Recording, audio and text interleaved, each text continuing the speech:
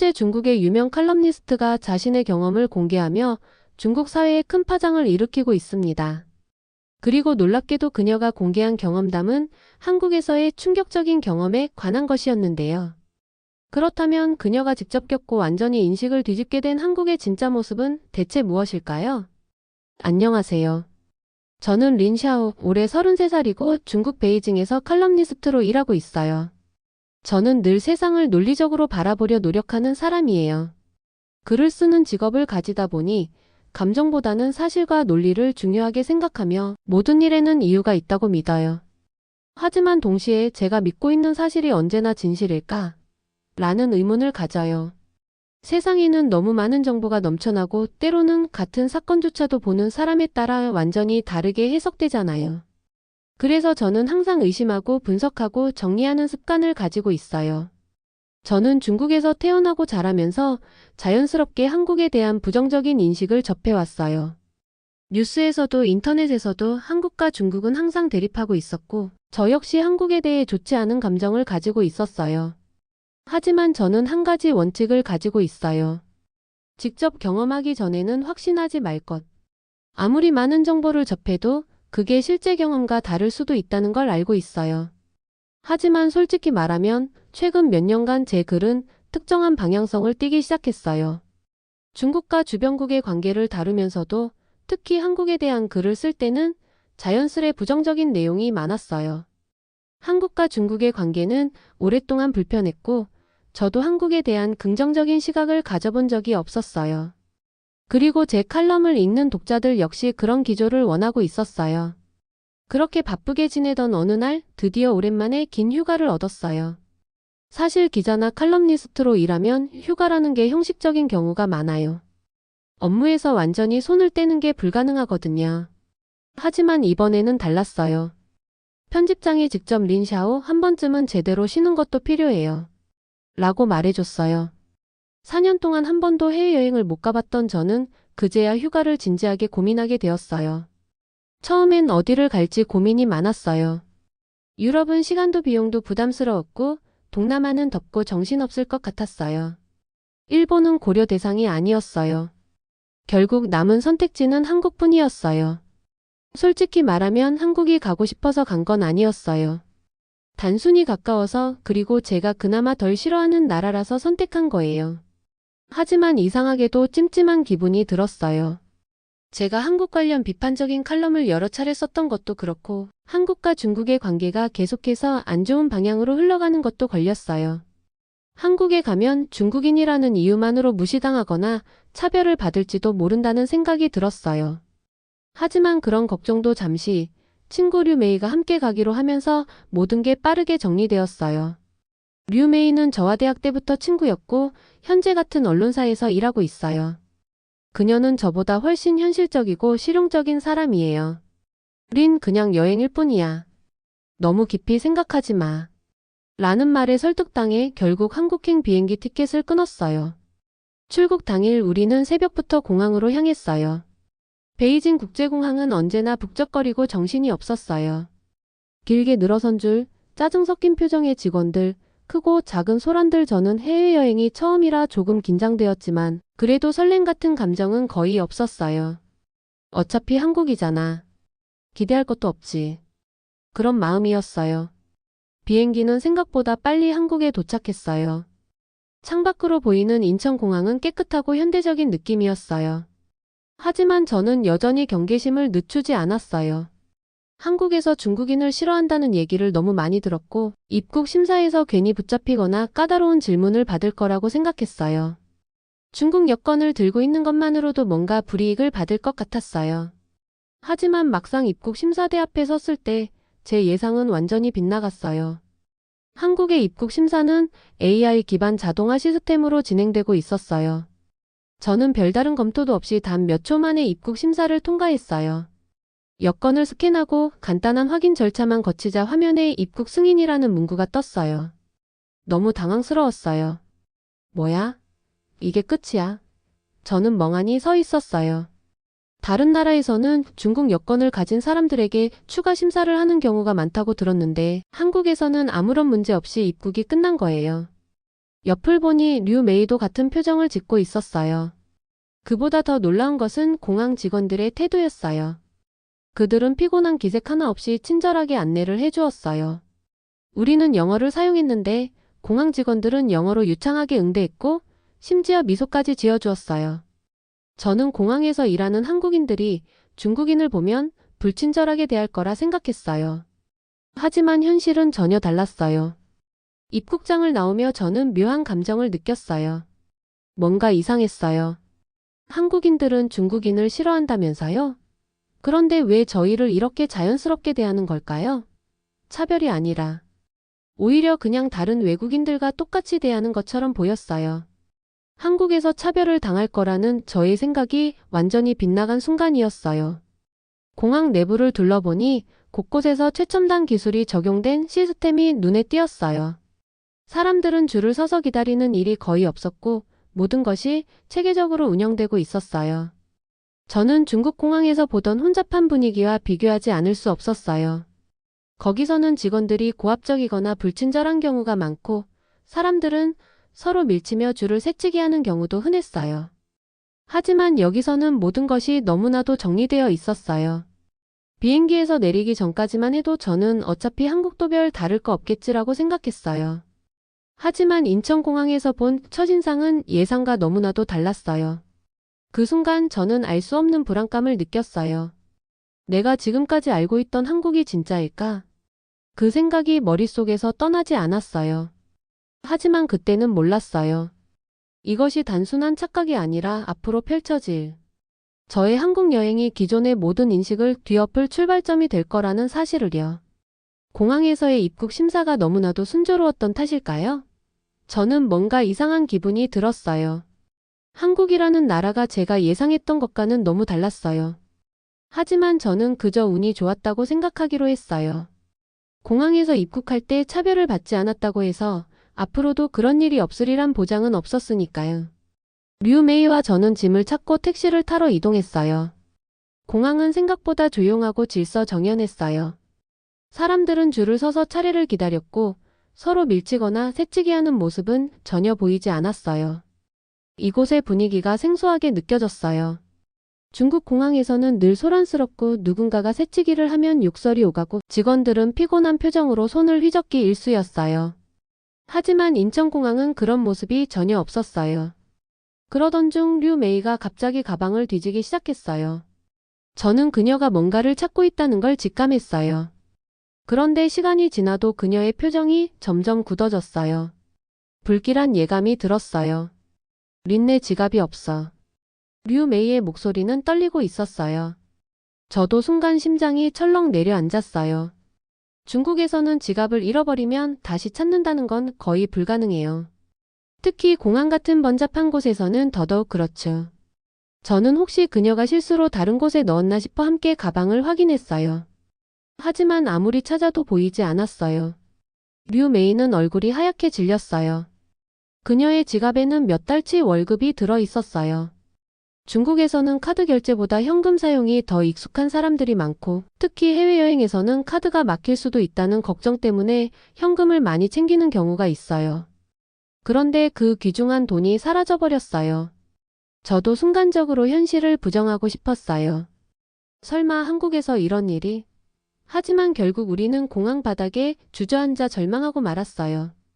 그때 옆에서 한 한국 여성이 다가왔어요.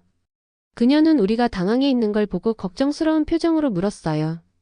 무슨 일인가요? 저는 얼떨결에 지갑을 잃어버렸다고 설명했어요. 그러자 그녀는 놀라운 말을 했어요. 그럼 화장실로 가보세요. 한국에서는 지갑을 잃어버려도 그대로 있는 경우가 많아요. 그 말을 듣는 순간 저는 믿을 수 없었어요. 한국에서는 분실된 물건이 원래 있던 자리에서 발견된다고요? 말도 안 됐어요. 중국에서는 지갑이 보이면 바로 누군가가 가져가고 심지어 소매치기까지 성행하는데 이곳에서는 그게 아니라는 건가요? 저는 그녀의 말을 믿지 않았어요. 하지만 어차피 방법이 없었기 때문에 일단 지갑을 잃어버린 화장실로 돌아가 보기로 했어요. 류 메이와 저는 거의 달리다시피 화장실로 향했어요. 솔직히 말하면 저는 별 기대를 하지 않았어요. 만약 지갑이 없어졌다면 그것은 이미 누군가의 손에 들어갔을 가능성이 높다고 생각했어요. 하지만 막상 화장실에 도착해보니 저의 예상은 완전히 빗나가고 말았어요. 지갑은 그대로였어요. 아무도 손을 대지 않았어요. 류메이는 믿을 수 없다는 듯 지갑을 들고 눈을 크게 떴어요. 그녀의 손이 떨리고 있었어요. 조심스럽게 지갑을 열어봤어요. 안에 있던 현금도 카드도 전혀 손상되지 않은 채 그대로였어요. 저는 머리가 멍해졌어요. 이게 어떻게 가능한 일이죠? 류메이는 지갑을 부여잡고 눈물을 흘리기 시작했어요. 너무 감격해서 말조차 하지 못했어요. 저는 멍하니 그 광경을 바라보다가 다시 공항에서 우리를 도와줬던 한국 여성을 떠올렸어요. 우리는 다시 그녀가 있던 곳으로 돌아갔어요. 그녀는 여전히 우리를 기다리고 있었어요. 우리가 지갑을 찾았다는 사실을 알게 되자 그녀는 미소를 지었어요. 류메이는 감격한 나머지 황당한 질문을 던졌어요. 당신 혹시 한국 정부에서 고용한 연기자인가요? 그녀는 피식 웃으며 고개를 저었어요. 아니에요. 그냥 한국에서는 남의 물건을 건드리지 않는 게 기본적인 문화예요. 저는 그녀의 말을 곱씹었어요. 한국에서는 남의 물건을 건드리지 않는 게 당연한 문화라니. 저는 지금까지 한 번도 그런 사회에서 살아본 적이 없었어요. 중국에서는 그런 일이 절대 일어나지 않아요. 만약 공공장소에서 지갑을 떨어뜨리면 그것은 주인을 기다리는 것이 아니라 누군가의 손에 들어가기 위한 것에 불과해요. 그런데 여기서는 지갑이 제자리에서 그대로 주인을 기다리고 있었어요. 머릿속이 복잡해졌어요. 지금까지 한국에 대해 부정적인 기사를 쓰면서 저는 한국 사회에 대해 이미 다 알고 있다고 생각했어요. 하지만 그건 단편적인 정보였을 뿐이었어요. 한국에서 직접 경험해보니 제가 알고 있던 것들과 전혀 다른 모습이 눈앞에 펼쳐지고 있었어요. 류메이는 지갑을 꼭 쥔 채로 계속 눈물을 훔쳤어요. 저는 그녀의 모습을 보며 스스로에게 물어봤어요. 정말로 우리가 한국을 제대로 알고 있었던 걸까? 그때까지만 해도 저는 한국에서 겪은 일이 단순한 우연이라고 생각했어요. 하지만 그건 시작에 불과했어요. 앞으로 한국에서의 경험은 저의 모든 인식을 뒤집어 놓을 준비를 하고 있었어요. 지갑 사건이 끝나고도 저는 여전히 혼란스러웠어요. 한국에서 겪은 일들이 너무나도 예상 밖이라 머릿속이 정리가 되지 않았어요. 분명 한국과 중국의 관계는 좋지 않다고 알고 있었어요. 그리고 저는 한국이 중국인을 차별한다고 믿고 있었어요. 하지만 현실은 전혀 달랐어요. 류메이는 지갑을 되찾은 충격이 가시지 않은 듯 멍한 표정이었어요. 저 역시 감정이 복잡했어요. 공항에서부터 너무 많은 일이 벌어졌고 저의 기존 인식과 정반대의 경험을 계속하게 되니 어떻게 받아들여야 할지 모르겠더라고요. 하지만 감상에 젖어 있을 시간은 없었어요. 우리는 숙소로 이동해야 했어요. 한국에서의 첫 숙소는 서울 시내에 있는 호텔이었어요. 공항철도를 탈 수도 있었지만 짐이 많았고 공항에서부터 너무 피곤했기 때문에 택시를 이용하기로 했어요. 류메이가 택시 호출 앱을 켜고 예약을 하려고 했어요. 그런데 그녀가 갑자기 화면을 보며 고민하는 듯 했어요. 저는 무슨 문제라도 생겼나 싶어 그녀를 쳐다봤어요. 우린 한국인이 중국인을 싫어한다고 하잖아. 혹시 우리가 중국 이름을 쓰면 바가지를 씌우지는 않을까? 저는 순간 멍해졌어요. 솔직히 말하면 저도 비슷한 생각을 했거든요. 한국과 중국의 사이가 좋지 않다는 걸 누구보다도 잘 알고 있었어요. 그리고 제가 언론사에서 본 기사들은 한국에서 중국인들에게 불친절하게 대한다는 내용이 많았어요. 류메이의 말이 과장된 건 아닐 수도 있겠다고 생각했어요. 결국 그녀는 이름을 한국식으로 바꿔서 예약을 하려고 했어요. 하지만 문제는 이미 택시가 도착해 버렸다는 것이었어요. 우리는 어쩔 수 없이 원래 이름 그대로 택시에 탑승해야 했어요. 저는 택시기사가 우리를 보고 표정을 찌푸리거나 불친절하게 대하지 않을까 걱정했어요. 그런데 택시 문을 열자마자 저의 걱정은 또다시 빗나갔어요. 택시기사는 굉장히 밝은 표정으로 우리를 맞이했어요. 그리고 유창한 영어로 어서 오세요. 어디로 가시나요? 라고 물었어요. 저는 순간 당황했어요. 중국에서도 택시를 탈 때 친절한 기사를 만나기는 쉽지 않아요. 대충 반응을 하거나 짜증 섞인 목소리로 주소 불러라고 말하는 경우가 더 많았어요. 그런데 이 한국인 기사는 처음부터 끝까지 예의를 갖추고 있었어요. 택시 내부도 깨끗했어요. 보통 중국에서 택시를 타면 좌석에 먼지가 있거나 가끔은 이상한 냄새가 나기도 해요. 하지만 이 택시는 정말 깔끔했고 차 안에서 나는 은은한 방향제 향기까지 쾌적했어요. 저는 속으로 이 택시 기사님은 예외적인 경우일 수도 있겠지라고 생각했어요. 아직 한국에서의 경험을 완전히 신뢰할 수는 없었어요. 하지만 기사의 친절한 태도가 어색할 정도로 낯설었어요. 택시는 부드럽게 출발했고 저는 창밖을 바라보며 서울의 거리를 구경하기 시작했어요. 그런데 한참 가다 보니 이상한 점을 발견했어요. 류메이, 우리가 원래 가야 할 길이랑 다르지 않아? 류메이도 앱을 확인하더니 깜짝 놀랐어요. 맞아. 이 길이 아닌데. 저는 순간적으로 불안해졌어요. 한국에서도 택시 요금 사기가 있는 걸까? 중국에서는 외국인을 태우면 일부러 돌아가는 경우가 많아요. 그게 아니라도 짐이 많아 보이면 추가 요금을 요구하는 기사들도 있어요. 저는 그동안 한국에서 겪은 친절이 모두 연출된 것은 아닐까 하는 의심이 다시 들었어요. 결국 저는 참지 못하고 기사에게 물었어요. 저기요, 왜 예상 경로와 다른 길로 가시나요? 하지만 기사는 전혀 당황하지 않고 태블릿을 가리켰어요. 실시간 교통정보를 반영한 AI 내비게이션이에요. 지금 원래 가려던 길이 교통체증으로 많이 막혀서 조금 더 빠른 길로 가는 거예요. 저는 태블릿을 들여다봤어요. 화면에는 분명히 원래 가려던 길이 붉은색으로 표시되어 있었고 도로 정체 상황을 실시간으로 보여주고 있었어요. 반면 기사가 선택한 경로는 파란색으로 훨씬 원활한 도로 상태를 나타내고 있었어요. 머리가 띵했어요. 한국은 이런 시스템까지 발전했나? 중국에서는 택시기사가 길을 직접 정하는 경우가 많아요. 내비게이션을 사용하더라도 교통정체를 반영하지 못하는 경우가 많아서 돌아가는 길이 더 빠른지 판단하기 어려워요. 그런데 여기서는 모든 것이 실시간으로 업데이트되고 기사는 추가 요금을 받기 위해 돌아가는 것이 아니라 오히려 더 빠르고 저렴한 길을 찾아주고 있었어요. 목적지에 도착했을 때 저는 마지막으로 한 번 더 놀라야 했어요. 택시 요금이 원래 예상했던 것보다 낮게 나온 거예요. 저는 정말 깜짝 놀랐어요. 만약 중국이었다면 택시기사가 길이 막혀서 돌아갔다며 더 많은 요금을 청구했을 거예요. 하지만 이 기사님은 오히려 더 저렴한 길을 선택해서 우리가 불필요한 돈을 내지 않도록 해줬어요. 저는 너무 미안했어요. 기사님을 의심했던 것도 그렇고 한국에서 차별을 받을까 봐 필요 없는 걱정을 했던 것도 그렇고. 그래서 저는 기사님에게 팁이라도 드리려고 했어요. 하지만 그는 단호하게 손을 내저었어요. 한국에는 팁 문화가 없어요. 저는 그냥 제 일을 한 것뿐이에요. 저는 다시 한번 머리를 한 대 얻어맞은 기분이었어요.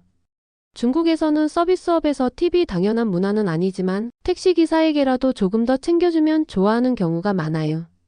그런데 한국에서는 오히려 당연한 일이라고 하면서 팁을 받지 않는 거예요. 류메이도 저를 바라보며 어이가 없다는 표정을 짓고 있었어요. 우리는 서로 눈을 마주치고는 아무 말도 하지 못했어요. 저는 택시에서 내려 숙소로 향하면서 계속 생각했어요. 우리가 한국을 너무 오해하고 있었던 걸까? 처음에는 공항에서, 그 다음에는 지갑 사건에서, 그리고 이제는 택시에서까지 제가 알고 있던 한국과는 너무 달랐어요. 하지만 그때까지도 저는 한국에서의 경험이 단순한 행운이라고 생각했어요. 그런데 그 생각은 아주 곧 깨지게 되었어요. 한국에서의 며칠간의 여행은 제 예상과는 완전히 다르게 흘러갔어요. 공항에서부터 택시까지, 그리고 거리에서 마주친 한국인들의 태도까지. 모든 것이 제가 알고 있던 한국과는 전혀 달랐어요. 솔직히 말하면 저는 한국에서 차별을 받을 거라고 생각했어요. 중국에서 한국을 비하하는 기사들을 썼을 때도 그것이 전부 사실이라고 믿었어요. 하지만 직접 한국을 경험해 보니 제가 알고 있던 것과는 너무나도 달랐어요. 호텔에서 하룻밤을 묵고 다음날 우리는 서울의 대표적인 관광지들을 둘러보기로 했어요. 가장 먼저 방문한 곳은 경복궁이었어요. 저는 한국의 전통 궁궐이 어떤 느낌일지 궁금했어요. 사실 중국에서는 경복궁이 자금성을 따라 한 것이라고 주장하는 경우가 많아요. 그래서 저는 한국의 궁궐이 중국과 크게 다르지 않을 거라고 생각했어요. 하지만 직접 경복궁을 보니 그런 생각이 완전히 틀렸다는 걸 깨달았어요.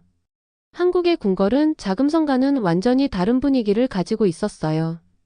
특히 곡선으로 이루어진 지붕의 형태나 단청의 색감이 훨씬 부드럽고 자연스러웠어요.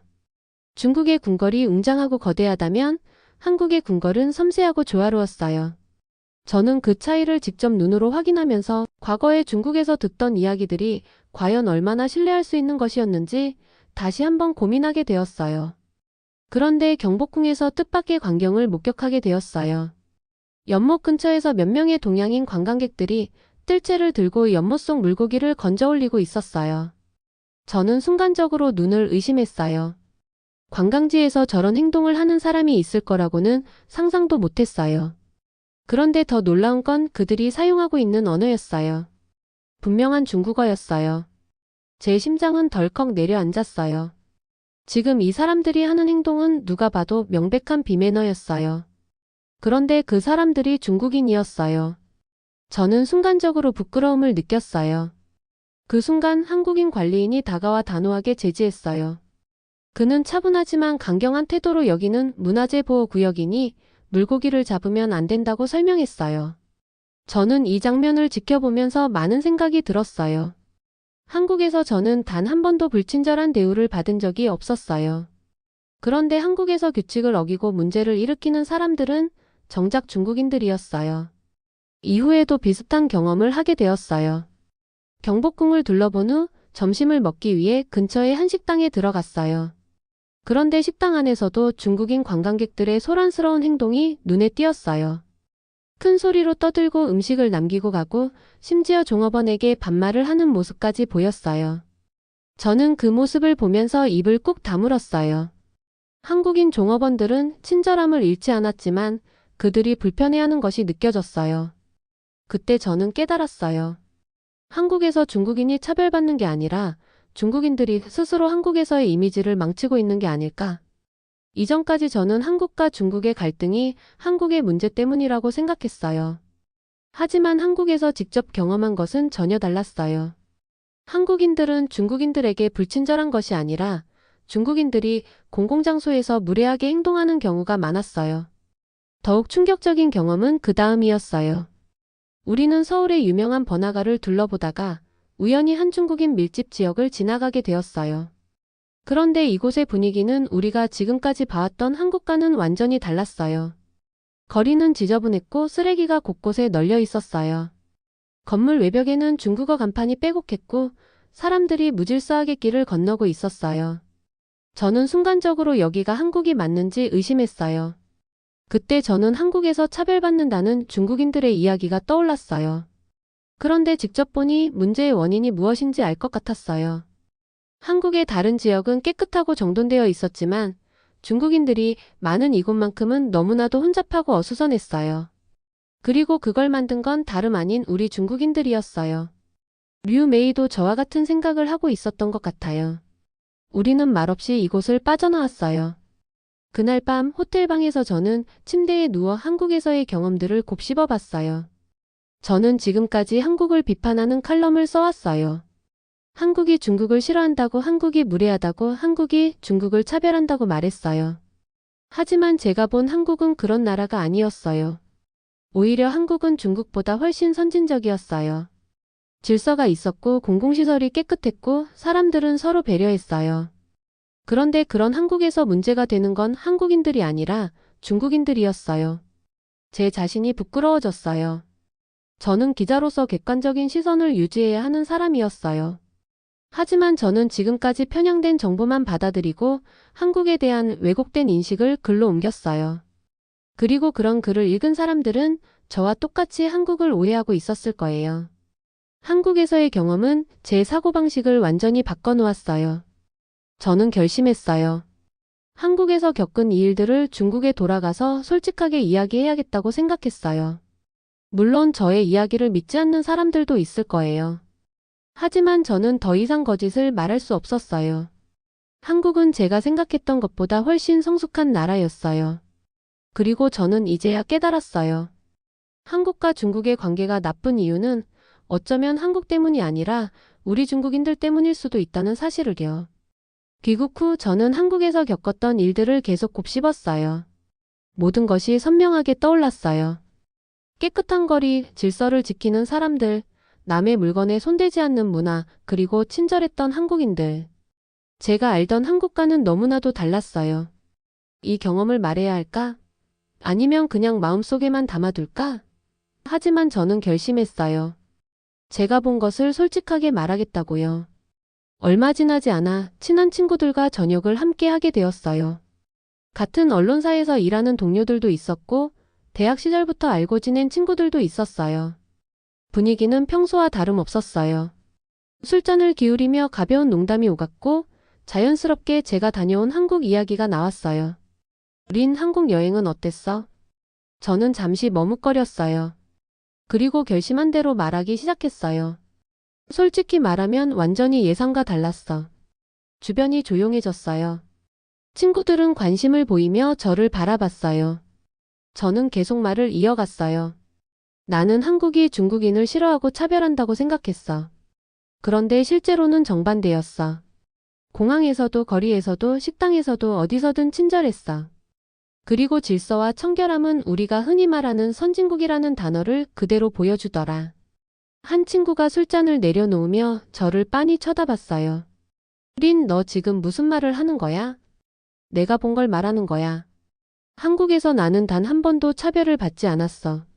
그리고 오히려 우리가 한국에서 어떻게 행동하는지를 보고 나서야 왜 한국과 중국의 관계가 나쁜지 알 것 같았어. 그 순간 분위기가 싸늘해졌어요. 방금 전까지만 해도 가벼운 농담을 주고받으며 웃고 있던 친구들이 하나둘 입을 다물었어요. 일부는 술잔을 내려놓고 저를 바라봤고 몇몇은 슬며시 주변을 살피기 시작했어요. 마치 이 대화가 누군가에게 들리면 안 된다는 듯한 태도였어요. 그리고 바로 옆자리에 앉아있던 한 친구가 갑자기 손을 뻗어 제 팔을 붙잡았어요. 그만해, 이런 말 함부로 하면 안 돼.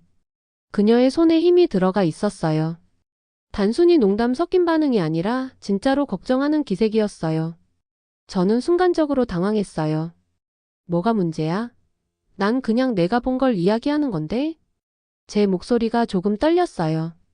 친구들은 여전히 조용했고 누구도 먼저 입을 열려고 하지 않았어요. 그때 맞은편에 앉아있던 친구가 낮은 목소리로 말을 꺼냈어요. 마치 누가 들을까 두려워하는 사람처럼 고개를 숙인 채였어요. 린, 우리도 다 알아. 우리 사회가 어떤지, 그리고 한국이 얼마나 다른지도. 하지만 이런 말 함부로 하면 안 돼. 괜히 잘못된 인식 심어준다고 몰릴 수도 있어. 그녀는 끝까지 제 눈을 피했어요. 하지만 저는 그 말 속에 담긴 진짜 의미를 이해할 수 있었어요. 그녀뿐만 아니라 다른 친구들도 모두 알고 있었어요. 한국이 우리가 배워온 것과 다르다는 걸. 하지만 아무도 그 사실을 말할 용기를 내지 못하는 것뿐이었어요. 제 심장이 쿵 내려앉았어요. 저는 천천히 친구들의 표정을 살폈어요. 어떤 친구는 미묘하게 고개를 끄덕이고 있었고, 어떤 친구는 입술을 꾹 깨물며 애써 외면하고 있었어요. 몇몇은 괜히 휴대폰을 만지작거리며 대화에서 빠져나가려는 모습이었어요. 저는 조용히 다시 물었어요. 그럼 왜 모른 척하는 거야? 이 말이 나오자 공기마저 무거워진 느낌이었어요. 한동안 아무도 답하지 않았어요. 하지만 결국 오랫동안 침묵하던 친구 중 한 명이 씁쓸한 미소를 지으며 나지막이 말했어요. 린, 우리가 몰라서 모르는 척하는 게 아니야. 알아도 말하면 안 되니까 모르는 척하는 거야. 이게 현실이야. 그 말이 귓가에 꽂히는 순간 등골이 서늘해졌어요. 알아도 말하면 안 되니까 모르는 척하는 거야. 이 말이 이렇게까지 무겁게 들릴 줄 몰랐어요. 저는 친구들의 표정을 보면서 그 말이 단순한 농담이 아니라는 걸 깨달았어요. 말하면 안 된다니? 제 목소리는 작아졌어요. 린, 너도 알잖아. 우리가 배운 게 전부가 아니라는 거. 하지만 그걸 입 밖으로 꺼내면 너무 많은 걸 감당해야 해. 감당해야 한다고? 그래. 남들한테 이상한 시선 받는 거, 괜한 오해 사는 거, 심지어. 그 친구는 끝까지 말을 잇지 못했어요. 하지만 그 의미를 모를 리 없었어요. 진실을 말하는 순간 우리는 외면당할 수도 있다. 아니, 더 심각한 일이 생길 수도 있다. 제가 한국에서 보고 느낀 것들이 제가 생각했던 것보다 훨씬 더 민감한 주제였다는 걸 깨닫는 순간이었어요. 그제야 저는 이 친구들이 내 이야기를 듣고 놀란 이유를 이해했어요. 단순히 한국을 칭찬해서가 아니었어요. 그들은 모두 이미 알고 있었어요. 하지만 입 밖으로 꺼내는 순간 문제의 대상이 되는 현실을 너무 잘 알고 있었던 거예요. 술잔을 들고 있던 친구가 조용히 한숨을 쉬었어요. 린 그냥 그렇게 생각만 하고 있어. 하지만 입 밖으로 내지 않는 게 나아. 저는 무겁게 가라앉은 공기를 느끼며 테이블 위에 놓인 제 술잔을 내려다봤어요. 이걸로 끝인가? 내가 본 진실을 그냥 묻어야 하는 걸까? 하지만 저는 더 이상 거짓을 말할 수 없었어요. 이미 한국에서의 경험이 제 안에 너무 깊이 새겨져 버렸으니까요.